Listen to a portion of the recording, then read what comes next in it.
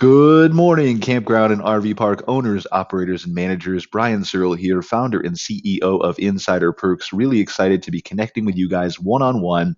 We work daily with over 150 different campgrounds across the United States to help with things involving marketing, such as social media, reputation management, advertising, websites, whatever. But the intent of these videos is to kind of connect with you guys one on one, offer some quick tips and advice, things that you can do on your own to help increase your revenue, increase your camper nights, and ultimately be more successful.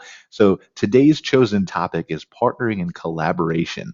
And so, as a campground, there are several different ways you can tackle this. And we're going to get into some of the top three really right off the bat. But the first one we're going to talk about is partnering along a route. So many of you campgrounds are along and off of major highways. And as a result or a consequence of that, people who are taking longer trips across the United States or Canada will be looking to stop at specific points along a specific route that's frequently traveled. If you're lucky enough to be along one of these major arteries, then the best thing you can do to take advantage of that, beyond advertising yourself and doing everything you're going to normally do, local SEO wise and social media and whatever else, is to go out and find other campgrounds along that route to collaborate with. Now, you want to be very highly selective. So let's take a look at a Google map and I'll show you what I mean. So as you can see on my screen here, we've got a route pulled up from Chicago to Las Vegas, probably a pretty popular route for people to drive from. And there are a couple different ways you can get there. So we'll look at all these in a second, but you can see two of these main ones here, 25 and 27 hours, both run through Denver. So let's assume that you've got a campground here in the Denver area. It's a pretty big city and you've got a lot of competition and you want to see if you can stand out and make sure that when people are coming from Chicago to Vegas, that they're always looking at your campground as one of their top choices.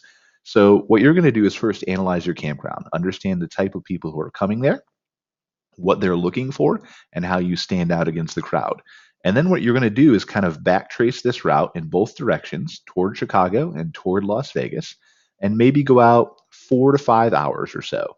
Because again, while it's a 25-hour trip, you're going to get some people who are driving 8 hours a day, 10 hours a day, because they're splitting time with their husband or their wife.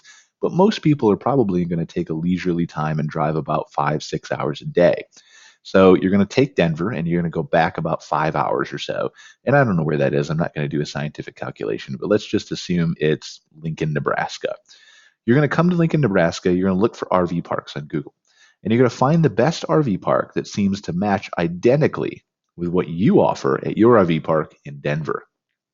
And then you're going to reach out to that park and you're going to say, "Hey, I'm Mike. I own a campground in Denver, Colorado, and really seeing a lot of traffic coming from Chicago to Las Vegas at our park, and wanted to see if there was a potential way we could partner up with you to say, in your journey from Las Vegas to Chicago or Chicago to Las Vegas, if you're looking to have a set of 4 or 5 reliable campgrounds that you can stay at along your journey, we want to make sure that we're providing you with a list of those 5 or 6 that are all family friendly, that all have pools, that all have whatever." And so hopefully he's going to agree with you, but if he doesn't, move on to the next one. And then, get a couple different sample sizes. You never know where people are going to stop. So do one in Lincoln, maybe do another in Omaha, maybe do another in Des Moines, then Iowa City, and even some of the suburbs of Chicago here, because you never know. That takes a long time to get into Chicago from the suburbs. And then, of course, you've got Denver covered, but maybe do one in Grand Junction here. Come over here, and I think this is probably maybe, yeah, I don't think there's a city there. I was thinking it was Provo, but um, so look at these different options and create alternatives for you. And then down on this route, you want to look at somebody in Springfield, somebody in Kansas City. This route down here isn't going to come through Denver, but same principle applies if you're a campground in Albuquerque. Look at people to partner with in Amarillo, in Oklahoma City, and Tulsa, and Springfield, Missouri, and St. Louis, Missouri, and just create a whole route that you can then partner with. And you've got people recommending you at those stops, and you're recommending their campgrounds going either way at those stops. And that creates a cohesion between you where you can all recommend each other. Now, there are ways that you can scale that up. You can put it on your websites. You could create a brochure. You could buy collaborative advertising. You could do whatever you wanted.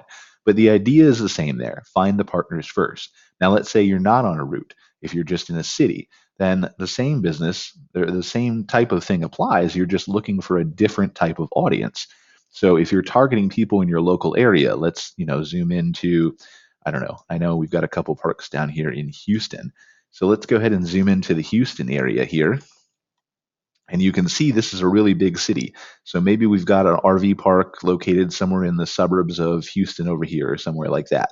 Look to collaborate with people within the city limits of Houston, RV dealerships, things like that, that may be able to help drive traffic from Houston when they're trying to escape the city for the weekend and come over to your RV park.